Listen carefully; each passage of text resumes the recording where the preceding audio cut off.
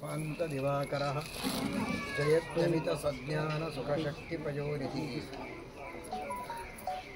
మీరందరూ కూడా నరసింహస్వామి భక్తులు, నరసింహస్వామి సేవ చేస్తారు, దర్శనం చేసుకుంటారు.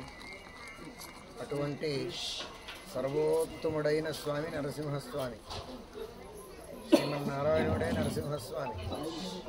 అటువంటి సర్వోత్తముడైన నరసింహస్వామి యొక్క స్మరణం చేస్తే ఏదే కష్టం వచ్చినా, ఏదే ఒక కోరిక మనస్సులో ఉన్న దాని కొరకు నరసింహ నరసింహ నరసింహ నరసింహ ఇంతే మనస్సులో తలుచుకుంటే చాలు, మీ అన్ని కోరికలు పూర్తి అవుతాయి, మీ కష్టాలన్నీ నశించిపోతాయి.